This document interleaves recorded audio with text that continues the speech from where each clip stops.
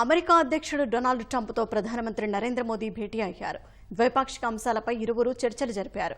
సుంకాలు, వలసలు, ఇరు దేశాల మధ్య వ్యూహాత్మక భాగస్వామ్యం తదితర కీలక అంశాలపై ప్రధానంగా చర్చించారు. అనేక వాణిజ్య ఒప్పందాలు కుదుర్చుకోనున్నట్లు ట్రంప్ వివరించారు.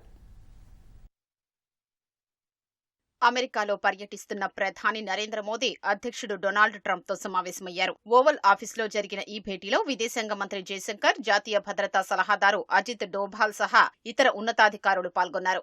శ్వేతసౌధంలోకి అడుగుపెట్టిన మోదీని ట్రంప్ ఆప్యాయంగా ఆలింగనం చేసుకున్నారు. వి మిస్ యూ ఎలాట్ అంటూ ఆలింగనం చేసుకున్నారు. అనంతరం ప్రధాని మోదీ, డొనాల్డ్ ట్రంప్ ద్వైపాక్షిక చర్చలు జరిపారు.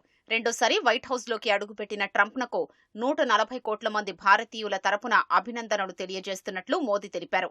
ట్రంప్ అనే పేరు మేక్ అమెరికా గ్రేట్ అగైన్ అనే వ్యాఖ్య విడదీయలేనివని మోదీ వివరించారు. అలాగే 140 కోట్ల మంది భారతీయుల్ని కూడా 2047 నాటికి అభివృద్ధి చెందిన దేశంగా అవతరించాలనే సంకల్పం ఉందని మోదీ తెలిపారు. ట్రంప్ హయాంలో ఇరు దేశాల మధ్య మంచి సత్సంబంధాలు ఉంటాయని ఆకాంక్షించిన మోదీ అహ్మదాబాద్, హ్యూస్టన్లలో నిర్వహించిన నమస్తే ట్రంప్, హౌడీ మోడీ ర్యాలీల గురించి ప్రపంచవ్యాప్తంగా ఇప్పటికీ చర్చించుకుంటున్నారని గుర్తు చేశారు. ప్రాచీన ప్రజాస్వామ్య దేశమైన అమెరికా, అతిపెద్ద ప్రజాస్వామ్య దేశమైన భారత్లు కలిస్తే 1-1-11 అవుతుందని మోదీ చెప్పారు.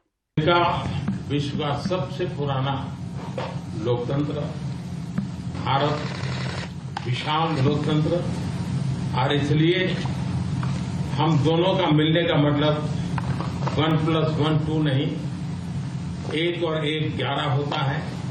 और ये 11 की शक्ति, वो ताकत विश्व के कल्याण के भी काम आएगी। मैं राष्ट्रपति ट्रंप का, मेरे एक अच्छे मित्र का हृदय से आभार व्यक्त करता हूं कि हम फिर से एक बार प्रगति की राह पर नई ऊंचाइयों को छूने के लिए चल पड़ेंगे. ఉక్రెయిన్ యుద్ధం గురించి మాట్లాడిన ప్రధాని మోదీ ఇది యుద్ధాల యుగం కాదని రష్యా అధ్యక్షుడు పుతిన్ కు చెప్పినట్లు వివరించారు. సమస్యల పరిష్కారం యుద్ధ క్షేత్రంలో దొరకదని, సంప్రదింపులతోనే సాధ్యమవుతుందని పుతిన్ కు చెప్పినట్టు వెల్లడించారు. భారత్ తటస్థ దేశమని అంతా అనుకుంటారని, ఆ అభిప్రాయం సరికాదన్నారు. భారత్ ప్రపంచ శాంతి వైపు నిలబడి ఉంటుందని వివరించారు. दुनिया का एक सोच रही है कि भारत न्यूट्रल नहीं है और भारत का पक्ष है शांति. हम पहले दिन से ही, और मैंने राष्ट्रपति पुतिन को उनकी मौजूदगी में कहा था कि ये समय युद्ध का नहीं, और मेरा एक कन्विक्शन है कि समस्याओं का समाधान युद्ध के मैदानों में नहीं निकलता है, वो टेबल पर चर्चा करके ही निकलता है.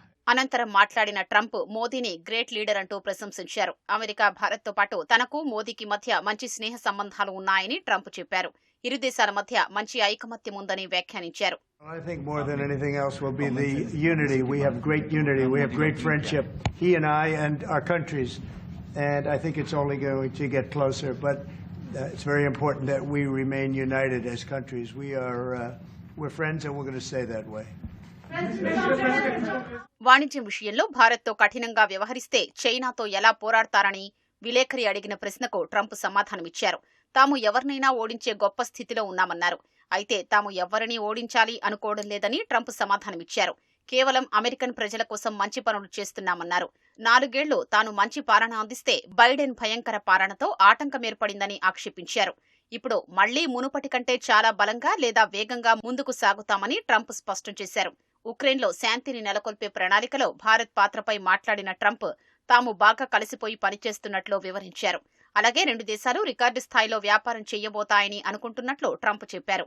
సమీప భవిష్యత్తులో భారత్, అమెరికాలో అనేక పెద్ద వాణిజ్య ఒప్పందాల్ని ప్రకటించబోతున్నాయని వెల్లడించారు. భారత్, అమెరికా కోసం కొన్ని అద్భుతమైన వాణిజ్య ఒప్పందాల్ని కుదుర్చుకోబోతున్నామని చెప్పారు.